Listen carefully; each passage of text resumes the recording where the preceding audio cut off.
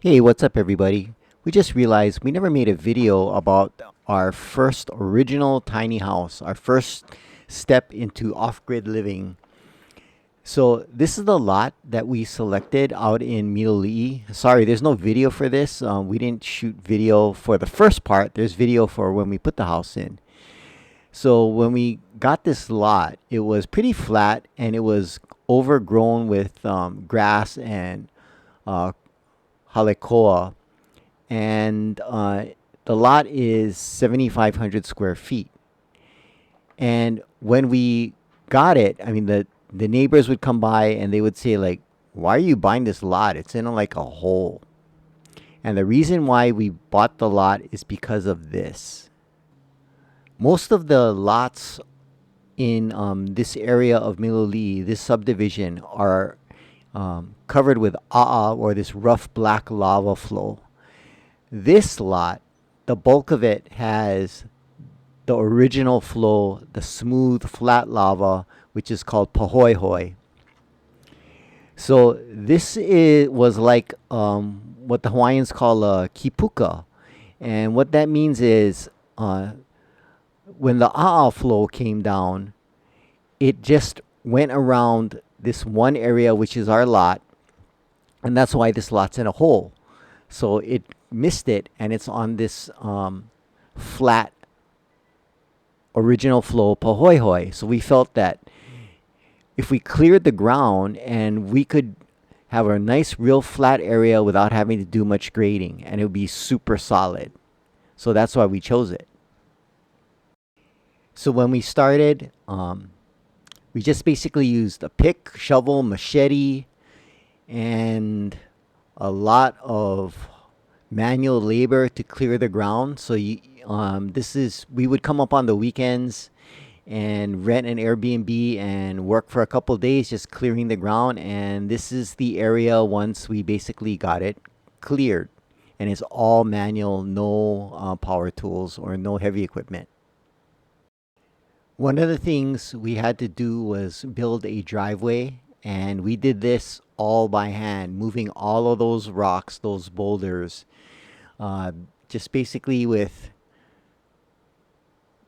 back-breaking labor to lay it all down because we needed a ramp to get the tiny house down and to prepare for when we did get a small backhoe to finish up the driveway and help with maneuvering the tiny house down.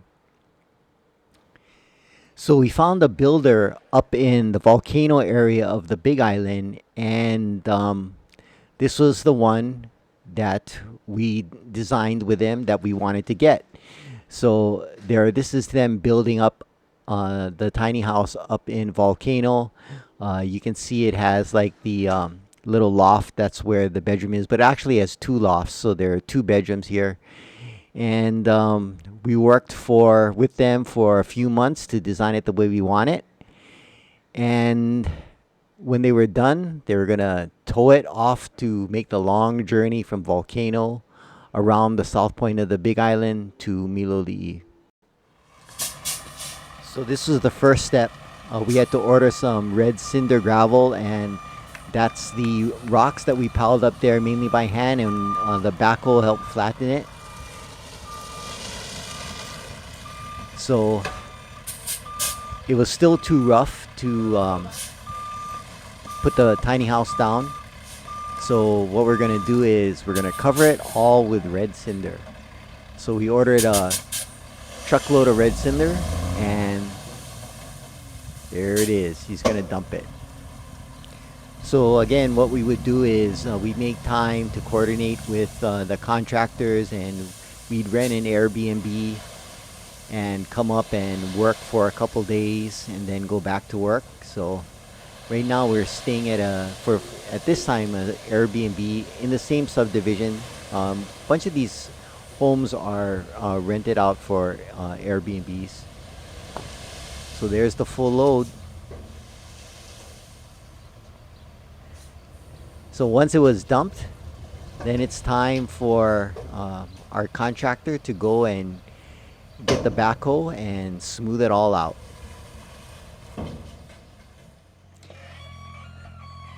So the backhoe made pretty short work of this.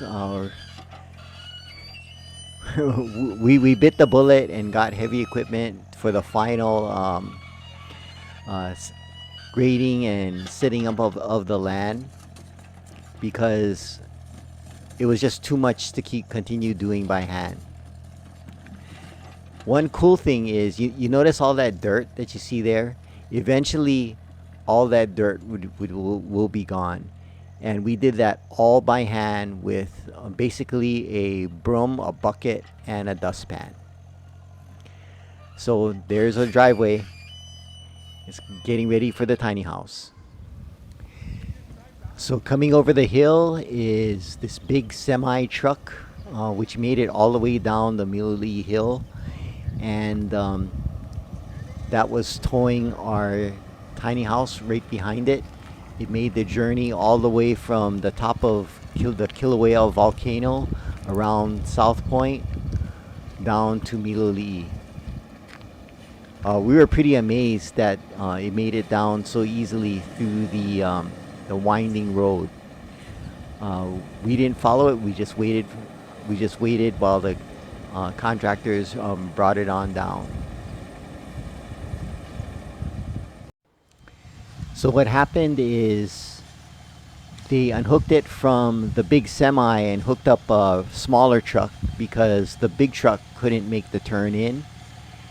And this is where everybody's heart was pounding as they tried to back the tiny house in over the driveway that was made. And it was pretty exciting. We're really worried that it was gonna, like there you see it tipping, that it was gonna tip over and fall over. The tiny house is mounted on a trailer.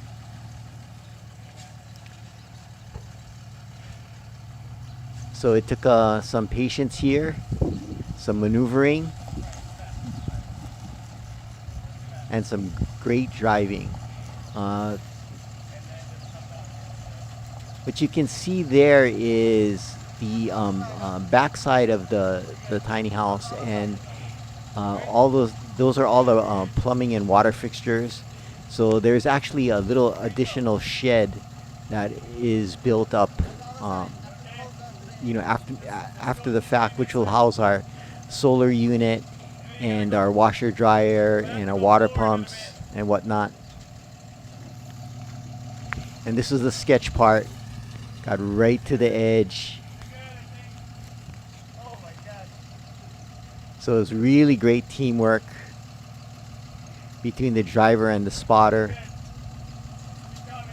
And we were just staying out of their way and crossing our fingers and hoping for the best. And I think they got it lined up.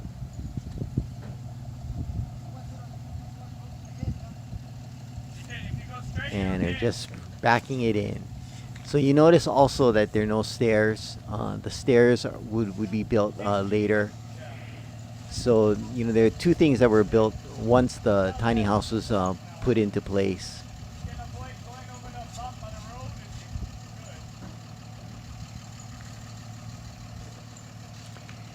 This was one of the things where we're looking at maybe we should have made the driveway a little bit wider, but it actually worked out. It works out fine for our car. It just would have been easier for them if it was wider to start. But now they got it lined up and good to go. While they're backing in and out is so the truck can make the turn.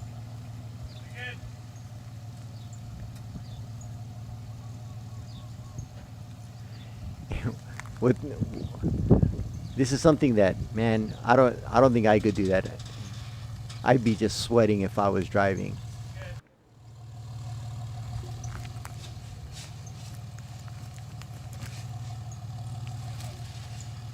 So they almost got it here. They're just having a hard time getting the truck to line up so it could come in, and you can see there now the truck is parallel to the house, so he can just back right in. And what we're gonna do is we're gonna swing it around So the back end of the house will come uh, to the right, and the reason for that is we're trying to place it so it's kind of parallel to the road, but also so that it catches the wind coming off the water, so the winds will run through the house. So this is one of the reasons why we picked this lot, because you can see the flat pahoehoe there, so it's pretty easy for them to maneuver the house. So there's the electrical fixtures, and I'll hook up to our solar and the plumbing and water fixtures, and we're pretty much there.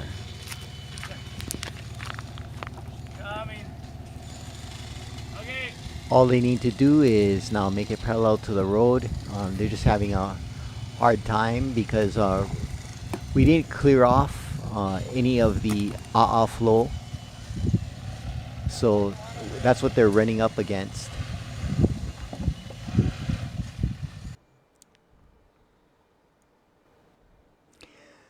So there it is.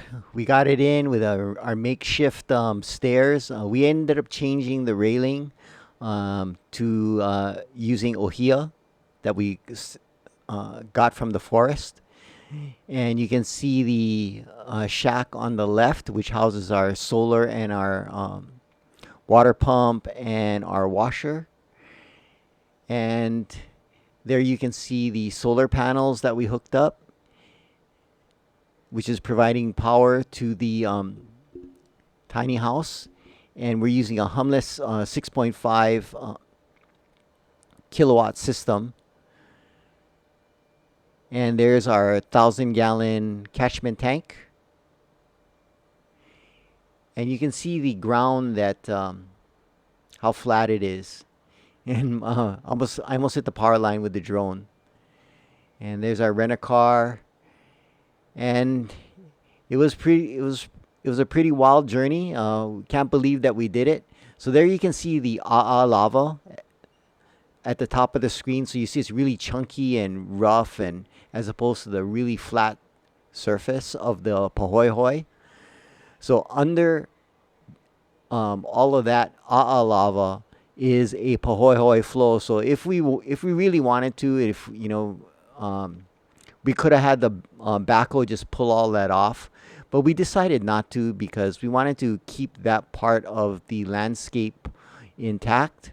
So you could see where it really was. So there's the flow that went around the pahoehoe, and so there was a little kipuka there, a little hole, and so we are in that hole. So you can see how the flow all went all the way around. So there's our setup of the tiny house. It was kind of livable at this point, but not 100% yet. But this was the beginning. We actually could stay in it. We had power. Everything was working.